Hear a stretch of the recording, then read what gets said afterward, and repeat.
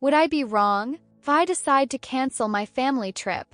Next year, I will start university. It's a significant change in my life, and although I have many expectations and some nerves, I'm also excited about what lies ahead. My birthday falls in the summer, right before this big change. My father, who is passionate about deer hunting, mentioned a few weeks ago that we could go on a hunting trip because, according to him, the area near the university is excellent for that. At the time, I said it sounded fun, but I didn't give it much thought, and the conversation didn't come up again until recently. When we talked about plans for my birthday, I casually mentioned that I might not want to have a big celebration this year. That's when my father said, "No, your trip is your gift, we won't do much else." That moment, I realized that he had already made the decision for me. Apparently, he had organized a family trip to Kansas, scheduled for about a month after my birthday, with the specific purpose of hunting deer. Since then, I've been dealing with mixed feelings. On one hand, I understand that my father did it with good intentions. He loves hunting and maybe thought this was an opportunity to share something he's passionate about with me before I go to university.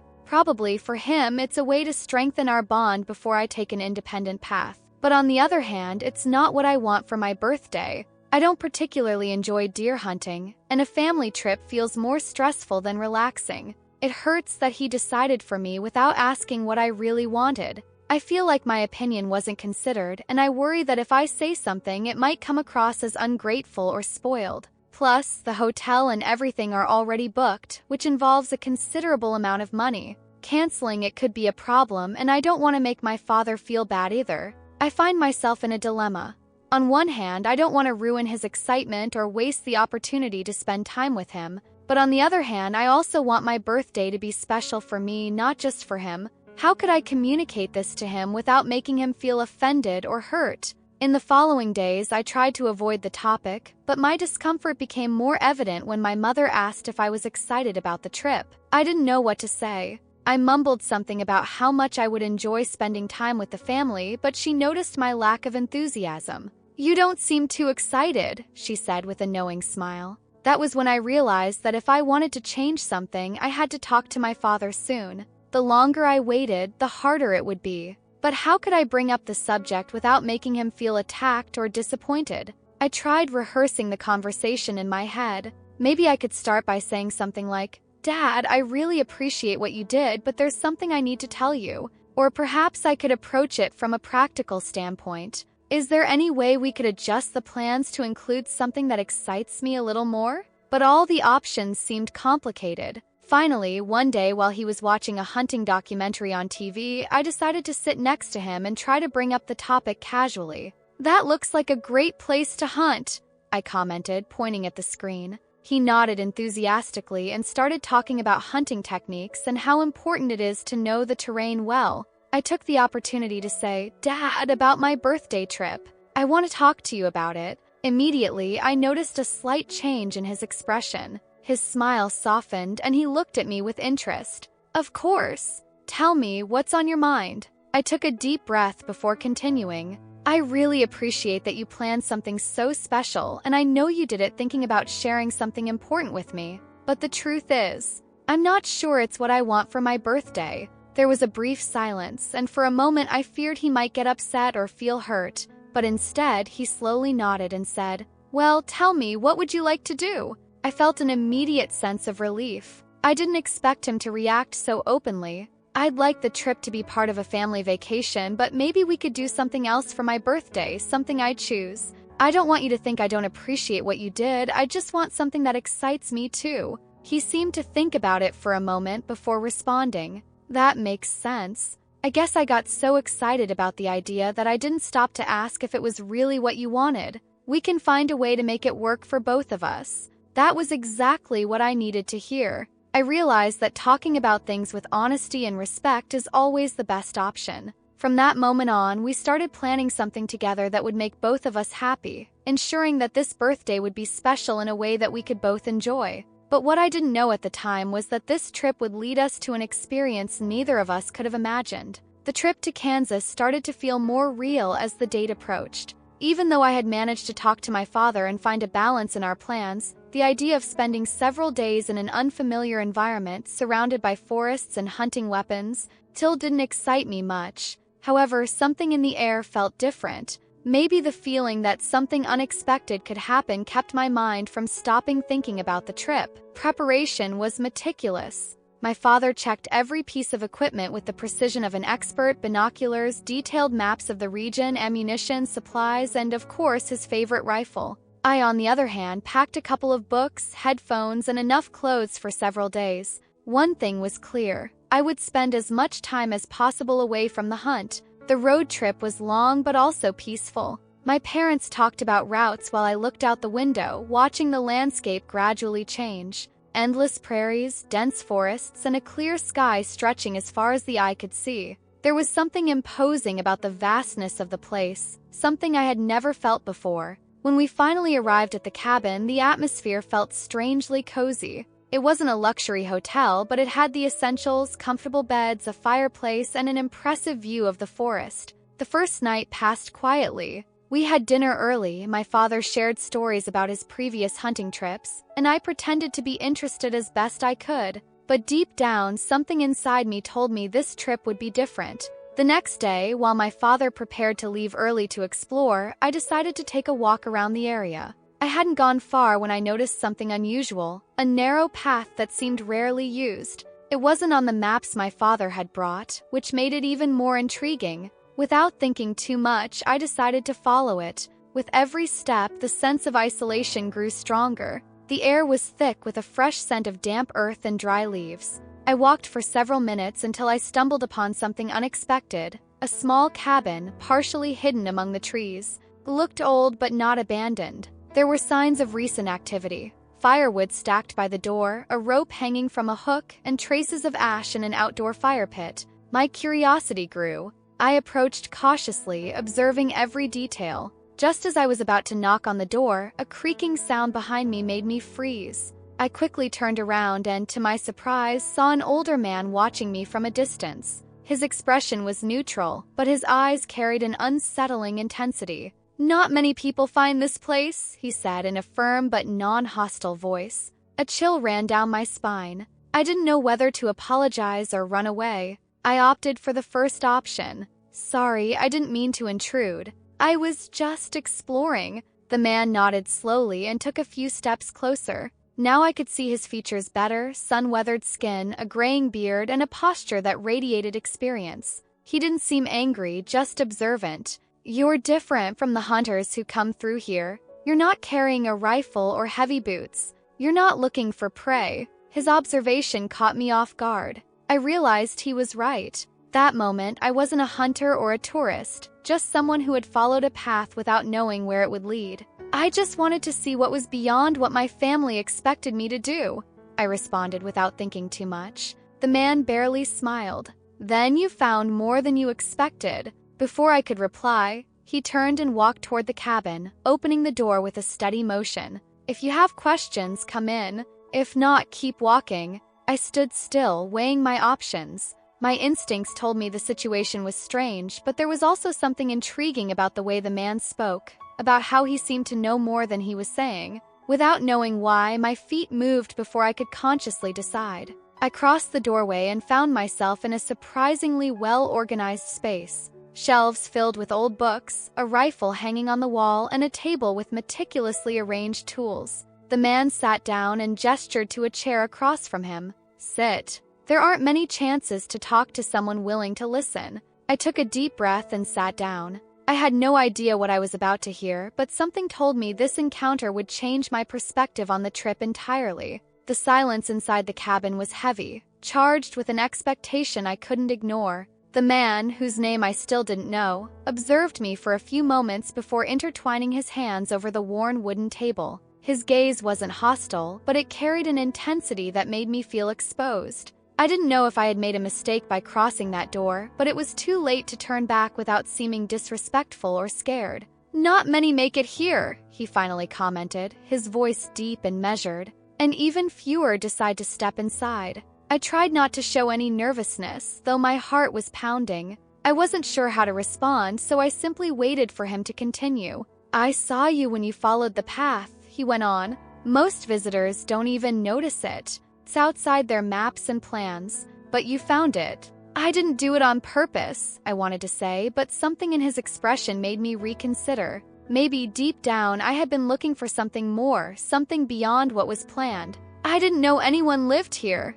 I replied instead, keeping my tone neutral. I don't live here, he corrected. This is just a place of passage, as it is for you. I didn't understand what he meant. First glance, the cabin seemed inhabited. There were signs of life in every corner, a cup with coffee residue, a coat hanging near the door, an open book on the desk. Couldn't be just a temporary shelter. Then why are you here? I finally asked. The man barely smiled, as if he had been waiting for that question all along. Because some stories need to be told to those willing to listen. A silence stretched between us. Sighed, the wind stirred the tree branches, producing a sound like a distant whisper. My mind struggled to make sense of his words. I don't know if I'm the right person to hear that story, I admitted sincerely. Maybe you're not, he replied, but you've made it here. So tell me, do you want to leave or listen? A part of me wanted to leave. There was something unsettling about this man, a feeling that there was much more beneath the surface of his words.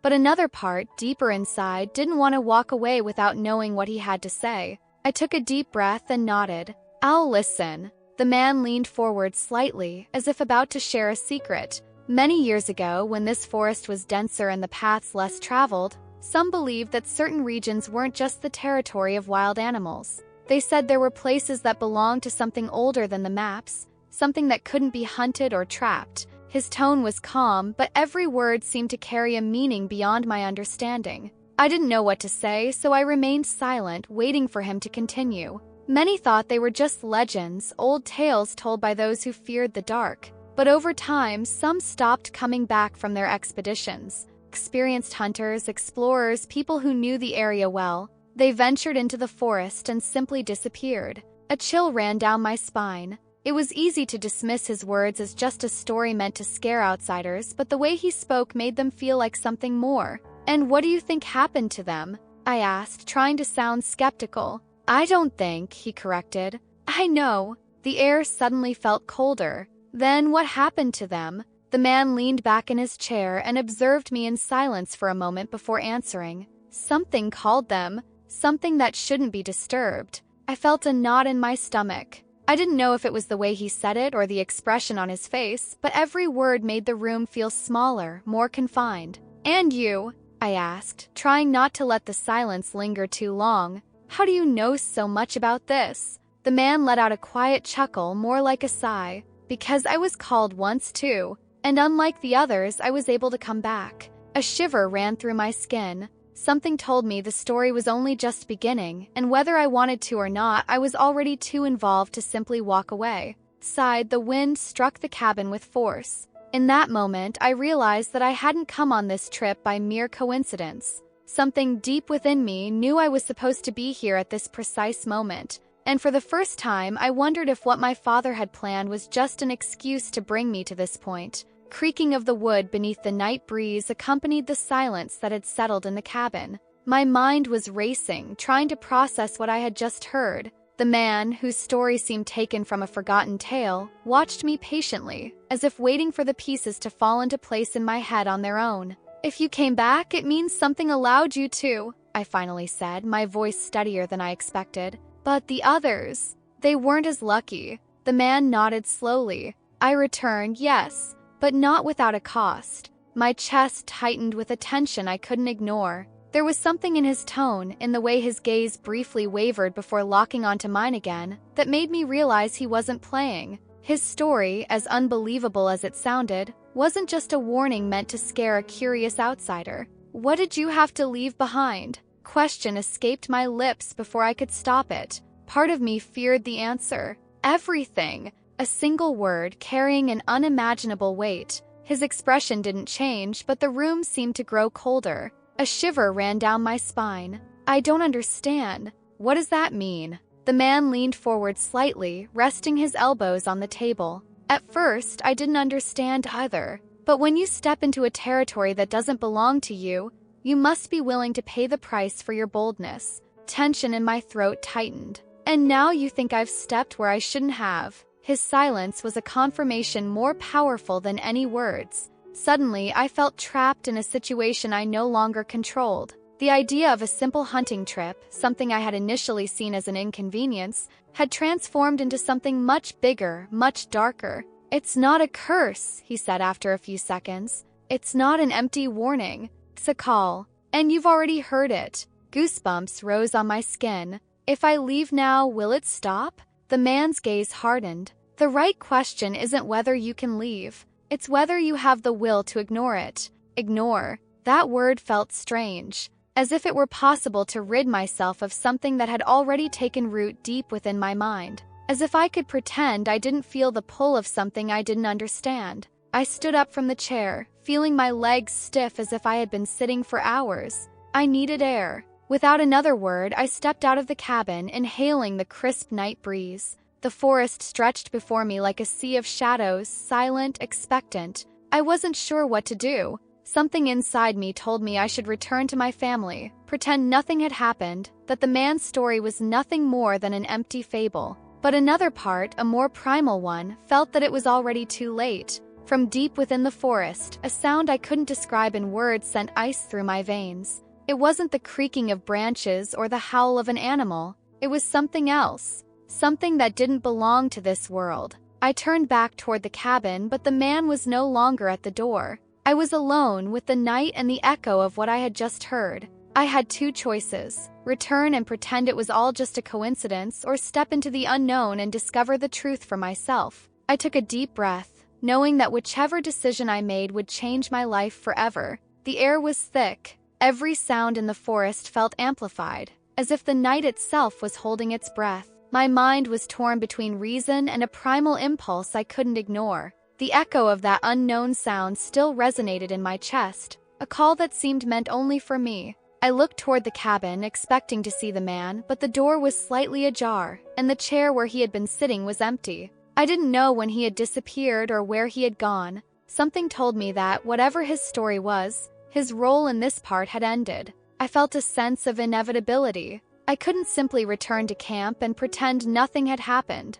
Not after everything I had heard, and most of all, not after feeling that call. With every heartbeat, the forest seemed to push me forward. Taking a hesitant step, I ventured into the trees. As I moved deeper, I noticed the landscape shifting subtly. The vegetation grew denser, the shadows stretched longer, and the breeze whispered something unintelligible behind me. With every step, the atmosphere became more surreal, as if I had crossed an invisible threshold. Then I saw it. A stone structure, covered in moss and partially hidden among the undergrowth. It looked ancient, forgotten by time. It was impossible to tell if it was a sanctuary, a tomb, or something else. But one thing was certain: it did not belong to the modern world. I approached cautiously, my heart hammering in my chest. The center of the structure was something resembling an altar. Resting atop it was a polished black stone, as if it had been placed there only minutes ago. There were no inscriptions, no decorations, just that rock,